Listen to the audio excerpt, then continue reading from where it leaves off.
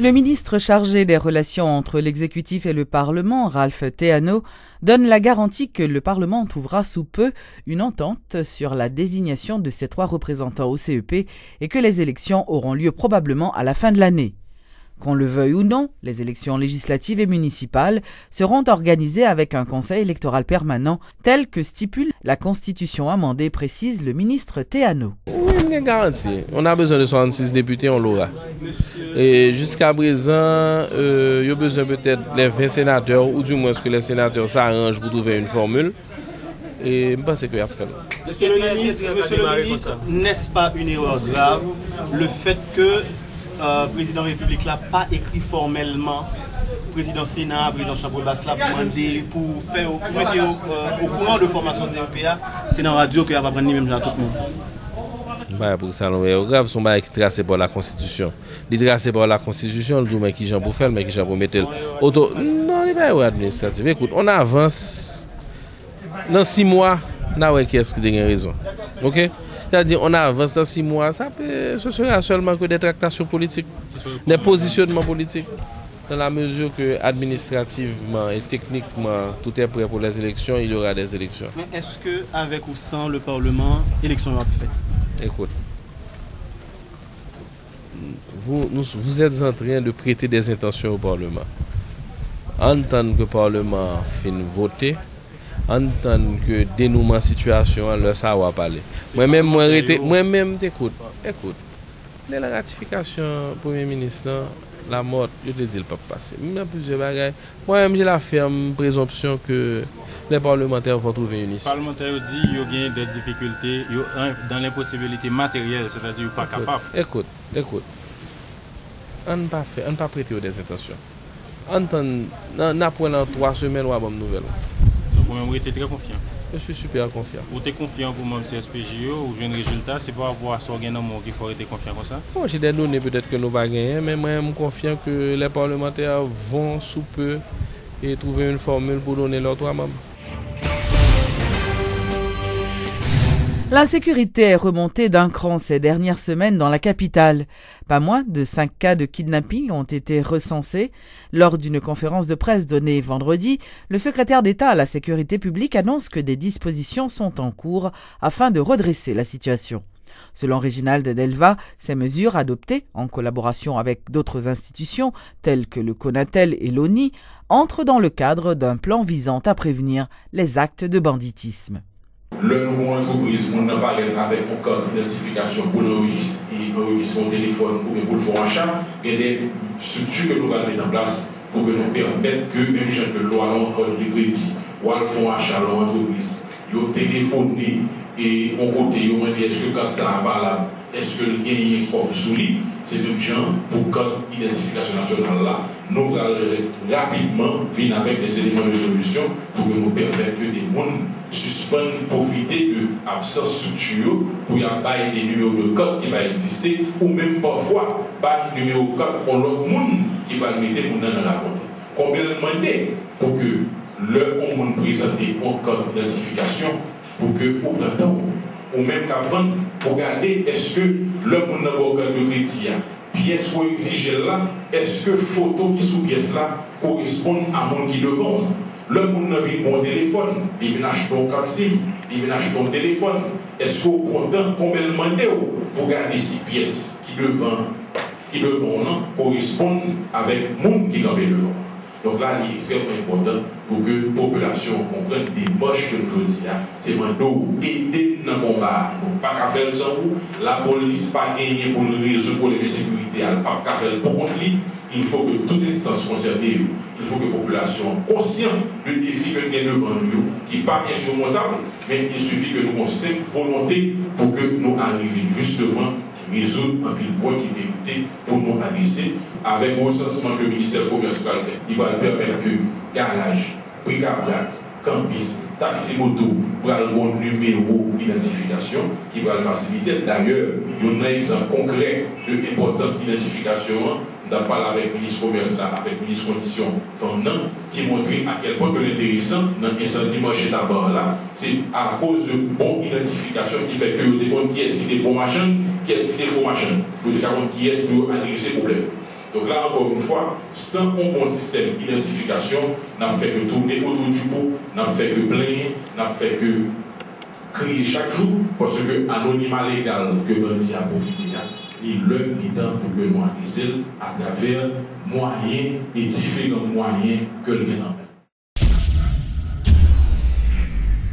Une délégation composée de 40 femmes, dont des représentants du ministère à la condition féminine, qui allaient participer à une foire artisanale sur la production haïtienne à Montréal, ont été renvoyées par l'ambassade du Canada jeudi dernier, qui a refusé de leur accorder un visa. Offusquée, la responsable de l'organisation du bureau technique, Marie Ovélijan, s'explique au micro de Télémétropole. Refus à nous pas qu'à dire d'après nous même qui ça qui ba nous parce que feuillet qui remettent dans enveloppe chaque monde nan li stipuler un seul bagay c'est que surtout pas gen monde qui ka bay garantie que y a pour retourner la caillou après événement fin passé ou du moins que ou pas faire valoir revenu que ou gagnent qui pour supporter alors que en fait les on ba comme ça fait nous gagnent d'autres institutions qui acceptent supporter nous donc et ça qui te doit clair pour tout le monde, c'est que justement, affaire de revenus ou autre chose, autre support économique, c'est que c'est des commerces que mesdames yo t'a pral porter à exposer et à vendre qui pourraient générer justement des revenus. Mais nous pensons que maintenant, deux institutions du gouvernement qui prennent honte ça, li gen l'autre aspect que c'est à eux même qu'on a qui pral développer, qui s'allier et surtout le gouvernement canadien qui connaît un programme ça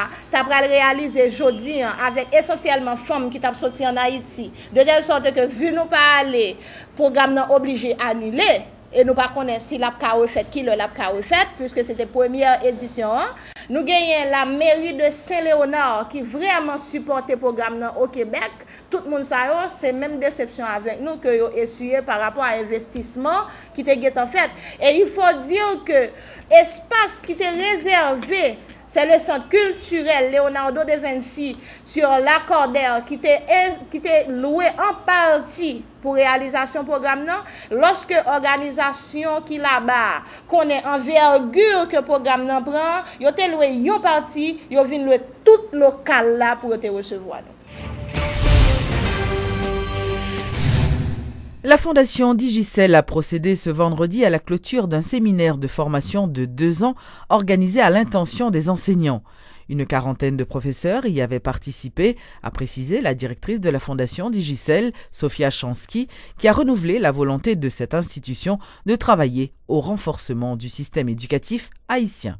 Durant ces 2 dernières semaines, ce fut un échange fructueux entre les spécialistes de l'UQAM et les formateurs qui aujourd'hui sont plus que jamais motivés et mieux préparés à partager leurs connaissances. Ce programme revêt une importance particulière car à leur tour chacun des formateurs qui participent à ce programme de perfectionnement professionnel fournira un accompagnement mensuel en tête-à-tête et une formation sur le terrain pour les enseignants dans toutes les écoles construites par la Fondation Digicel. Cette formation avec les enseignants commence ce dimanche 19 août à Campérin pour une période de 10 jours. Environ 600 enseignants devraient être touchés par ce programme de 2012 à 2015 et seront admissibles en vue d'obtenir un certificat du ministère de l'Éducation nationale. De plus, environ 50 000 élèves haïtiens seront également touchés. Je remercie chaleureusement Sylvie Viola et Frédéric Fournier de l'UQAM et aussi tous les formateurs. Et déjà, je leur dis bonne chance et bon succès dans leur programme de formation qu'ils auront à mettre sur pied. L'agence Something Else organise une soirée ce samedi 18 août à partir de 9h au Café Trio pour fêter les 4 ans d'existence du groupe Harmonique. Le groupe Harmonique sera, à l'occasion, accompagné du chanteur Alan Cavé et du groupe Team Lobey. On avoue que c'est un choix assez surprenant, mais puisque ce soir on veut changer de concept, puisqu'il ne s'agira pas d'un bal, il s'agira d'un spectacle qui alliera la poésie, la danse Et de toute façon, la musique. Mais la musique à deux niveaux, la musique qui sera dansée, la musique qui sera interprétée. Et Team Lobey, ça a été un déclic. C'est un groupe qui anime bien et qui a un public assez jeune, un public assez chaud. Et on s'est dit, si on a déjà Alan Kaveh, comme le surnomme Joe Damas, le romanceur, et on a déjà Harmonique, qui est un groupe de compas love, maintenant on s'est dit, il nous faut avoir quelque chose qui va surprendre. Et c'est comme ça, on est tombé sur Team Lobey et on s'est dit que ce mélange peut marcher et on va voir ça demain soir au Café Trio. Pour cette soirée, nous nous sommes alliés à la Secrétaire d'État à l'intégration des personnes handicapées. 10% de la recette de cette soirée sera donnée à cette institution pour permettre la rentrée des classes pour des enfants à besoins spéciaux. Parce que dans Harmonique, nous croyons dans la formation. Ils ont des besoins spéciaux, mais ils ont aussi besoin de l'éducation, de la formation. C'est pourquoi nous voulons apporter notre aide pour la rentrée des classes de cette année.